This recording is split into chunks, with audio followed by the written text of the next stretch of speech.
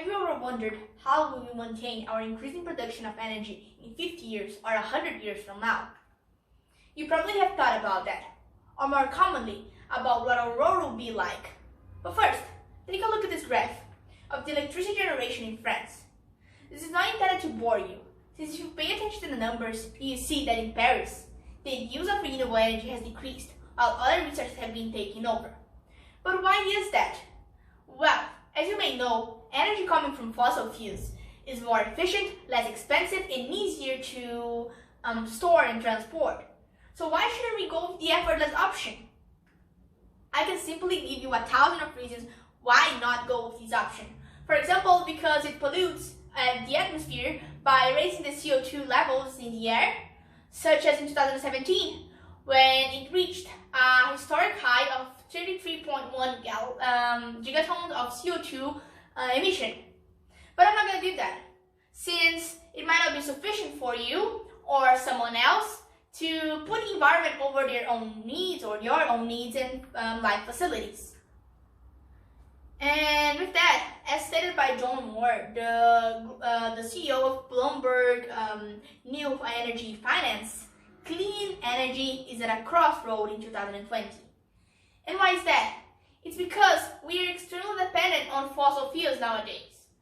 And according to the UN Environmental Program, 80% of our global energy and 66% of our electrical generation comes from fossil fuels, and 60% of our greenhouse gas emissions are emitted by this process. So my point here is that fossil fuels will not be here forever and ever. And as it's possible to see from the graph of the MAHB, where they show that oil reserves will end in 30 years, while gas will end in 40, and coal will end in 70 years. Of course, we have some contradictions in relation to this data, because according to the BP, the oil industry company, the Earth has 53 years of oil reserves left at the current rate of our consumption. So if you think about it, we have from 30 to 70 years to be able to rely on fossil fuels. Because after that, there will be no more oil, gas, and coal to use as energy sources. No? But what then? Well, this is one of the reasons why we have to change our sources for the production of energy. Since if we want to continue living the way we do and survive, there needs to be the inevitable transition to renewable energy. But then if you don't know a lot about renewable energy, you may question yourself about what are the positive sides of renewable energy. And according to the US Department, each hour, 430 quintillion joules of energy from the sun hits the earth. And if that amount of energy would be captured by solar panels in the future, it contributes to a great amount of energy. And not only that, but renewable energy helps combat climate change, because it doesn't emit greenhouse gases directly, only indirectly, and minimal through its maintenance, because we need to do the maintenance of wind turbines and solar panels, for example. It also helps decrease the air pollution, because wind, solar, and hydroelectric systems, they don't contribute to that, while geothermal and biomass, they do, but in a much smaller amount compared to fossil fuels. Then, well, you may think, can this transition even be possible? How can we make renewable energy AEA? What do I mean by that? How can we make renewable energy more accessible, efficient, and affordable? First of all, the access and the expenses are already much lower than they were 50 years ago. And there are constant scientists in labs working to making these kinds of energy more efficient, to be able to fully replace fossil fuels. Efficiency, though, needs innovation, which will lead to higher energy density and new materials to support energy storage and transport.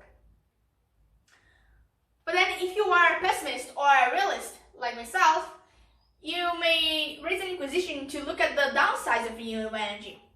So let's go over some of them.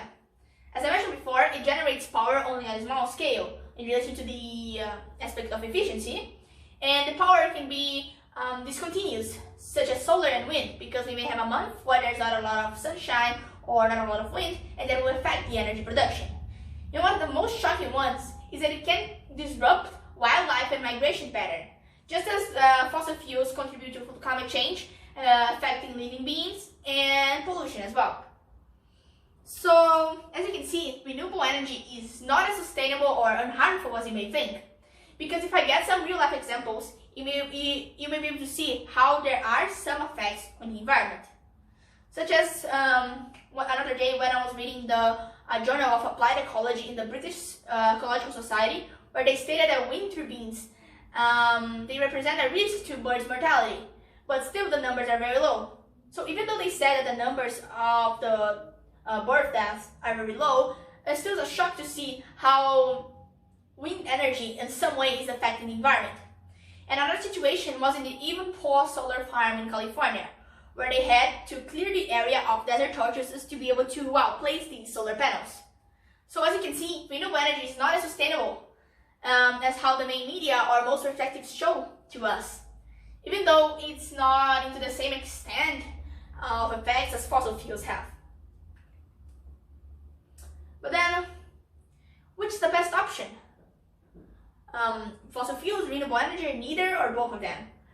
That should not actually be your question. You should go more on how can we transform renewable energy into being the key to combat climate change and be part of our increasing rate of production of energy. Well, that's a mouthful, isn't it? But let's break it down. It is through creativity, determination, and being conscious of our energy origins, and therefore creating a union between technology, power of change, and investment. Technology in relation to our sources, the materials that we're going to need to make that possible. Investment in relation to another kind of resources, which is basically money, to be able to invest on acquiring this technology to achieve a bigger amount of energy coming from renewable energy sources. And the last one is the power of will or power of change. So wanting to make this transformation happen. So as you can see, these three aspects are very much connected, and they can make renewable energy one of the key factors for a better future. And since we're talking about that, it's possible also to think about what is our main problem nowadays, and that is the speed at which things are changing. As stated by Bill Nye, or as you may know him, the scientist guy, and if you don't know him, he's an educational scientist. And what he states here is very important, because even though we are improving or investing more on renewable energy, it is not enough. The rate is too slow. So what can you do to make that transition happen faster? What should your attitude be? Well, it is important to look forward as a consumer to renewable energy as a source for your electrical generation. And with that, you're gonna make big companies see that they need to start changing at a faster rate as scientific progression comes along. And something else to keep in mind is to elect politicians that align their ideals on pursuing renewable energy, so that we as citizens can make the process move faster. In this way, you will be able to investigate, you'll be able to have a world to investigate in the future how to prevent the effects of renewable energy, which are far from being as detrimental as energy coming from fossil fuels. So have in mind that we are in the moment of change, and you can help others see how inevitable this change really is and apply more sustainable habits into your daily life. Thank you.